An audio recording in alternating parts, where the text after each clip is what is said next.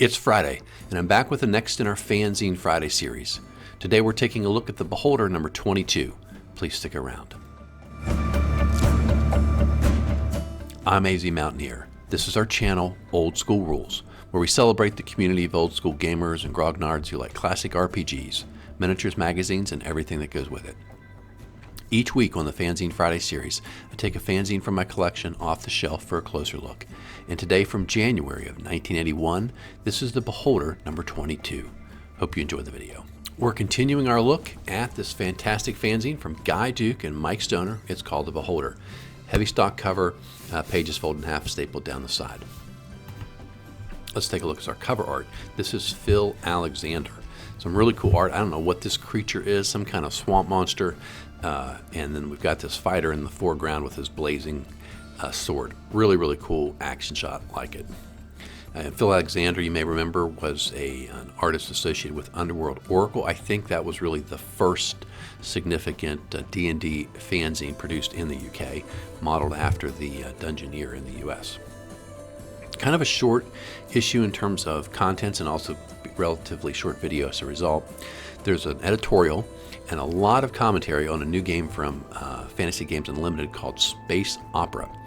Then some suggested rule changes to improve the game they talked about recently called Swashbuckler, Load, which is an article by Guy Duke, and then his adventure, The Vaults of Rockhelm.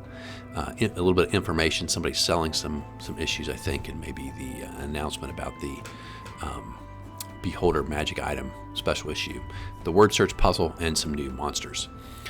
Guy Duke and Mike Stoner are involved. Andres Yacoub has some of the new monsters, and then Phil Alexander, Alexander Self, and Jonathan White have art. Here's our cover. They announced that they raised the price. They announced they were going to, and they have in fact raised the price to 50 pence starting here in 1981. And here's the 60 pence version. It's kind of a pinkish color. They mentioned this is the first issue of 1981. This is a D&D fanzine, although today we have this significant contribution talking about the game Space Opera, which they like quite a lot. No real back issues, except for the last couple that have been published haven't been completely sold out, and they say they're looking forward to new and better stuff in 1981. Here you can see the Space Opera. It takes up a healthy chunk of the fanzine. Starts off with a discussion about it and how much they like it. And they were not fans of Traveller. And so they say sort of good riddance and goodbye to Traveller. Now we have a new, better game, sci-fi game for everybody to play. They have a new character or monster that you could put in there called the Jawas, obviously inspired by Star Wars. They have a sample scenario for people to play in Space Opera to get you started. And then they have a play test of someone playing their way through that initial scenario that they have created. Swashbuckler is a board game by Yakinto Publications, and they have some rule suggestions here on ways they think you can make this better. I mean, it's everything from how to throw a mug of ale and whether empty and full mugs should be thrown with different adjustment penalties to throwing mugs at people from behind, swinging on ropes, and so forth. I've never played this game, but they seem to like it quite a lot. So if you're into sort of more of a board game than a role-playing game, I think this could be fun. This is Guy Duke's article. It's called Load. And he says there's a little old man, the dungeon epitomist, who likes to go around and scratch out little riddles or rhymes in the dungeon to confuse people. The little old dungeon epitomist, L-O-D-E. And he gives some suggestions that he said, like, this is going to be in the new adventure that's in here. And here's an example of one. See if you guys get this. I didn't really follow this at all, but I guess I wasn't sort of oriented to how this works. My first is in Dragon. My second in Shadow. My third is in Gollum. My fourth in White's Barrow. My fifth more than once in Slithering Tracker. My sixth and seventh in Saber-Toothed Tiger. My all is as follows for glee or for sorrow, a creative mistake, a beast of tomorrow.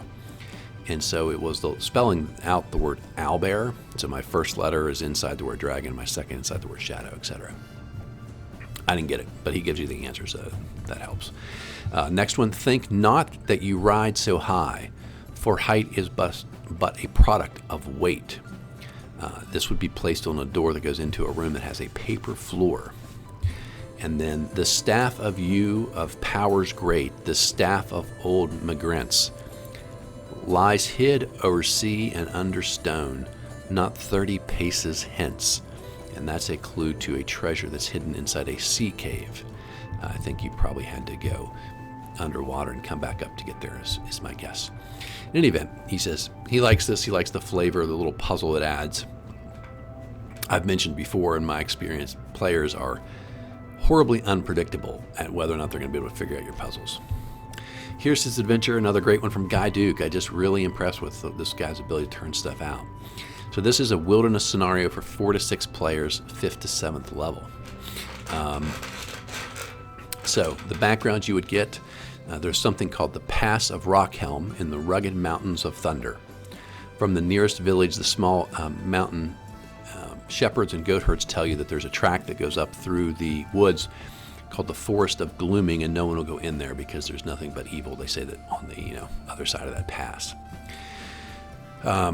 They say there's a hostile hermit of mysterious power that inhabits the pass and guards this vault.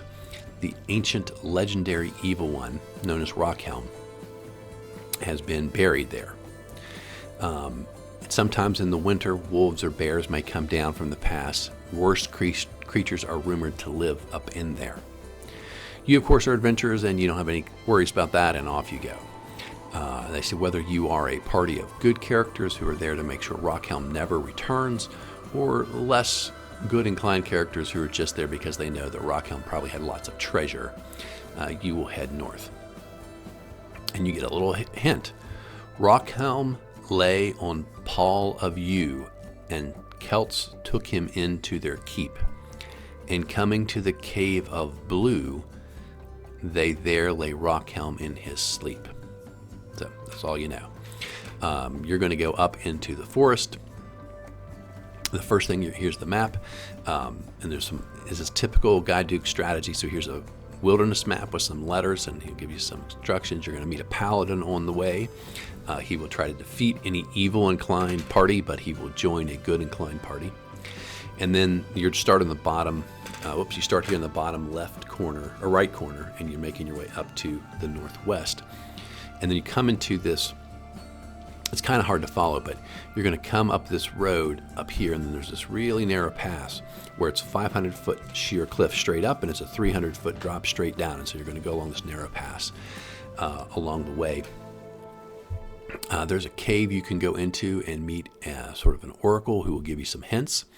And then you'll come out on the far side of that pass. And then there's this windy road you have to go from one end to the other. Along the way, there's these little dashed lines. And so he does this thing he likes to do inside the descriptive part of pages. There are these little maps. So here's like Romanet 1. You would go into this little place. Romanet 2 over there. Romanet 3 up at the top. And then all the way over here, there's this letter F. And there's a little description of what that would look like. So I really like the way Guy does his adventures and lays them all out. It's very, very well done. This one's kind of hard. There's a puzzle. You've got to find clues and correctly follow the clues. And if you do, then you will get into this, which is the... And if you don't follow the clues, you can't get in here. There's no entrance. It's like a magical entrance. You have to figure out how to open. And so I like this one a lot. So spoilers, don't let the players who want to do this listen. But you start there on Romanet 1 in the middle, and there are lights to the north with some doors, and then there's darkness to the south. So hopefully you start to the north, and there are these burial chambers where you can collect some things that are going to help you in the big bad battle at the end. And then you come down here to the south, and now you're going to be in 18 inches of water. So probably up to around your knee if you're a human.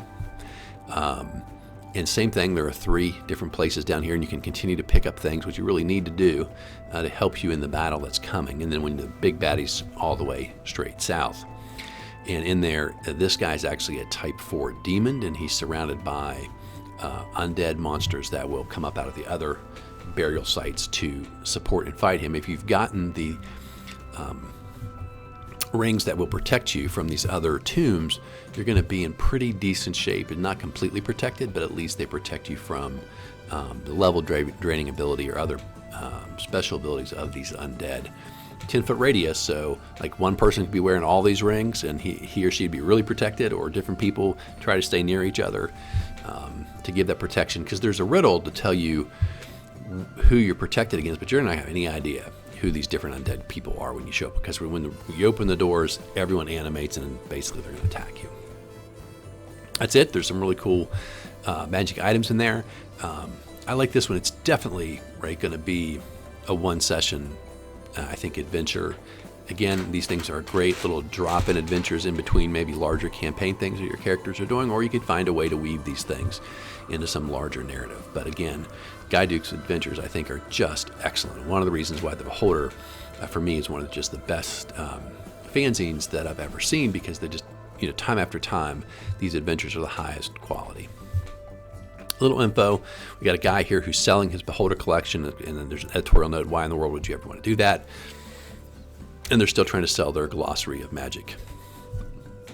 Here's the word puzzle, and I get myself out of the way and you guys can take a closer look at this if you wanted to pause the video here, for example.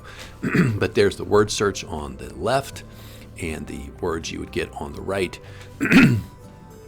And when you're done finding all of these creatures, there will be 16 letters left, and you unscramble those and figure out what the quote answer would be, and you send that in, and then you can presumptively win a prize, maybe just bragging rights, I'm not sure.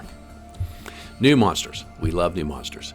So our first one here is is called the Wanderer. I'll show you the art just a little bit bigger. I think this is Guy Duke's art.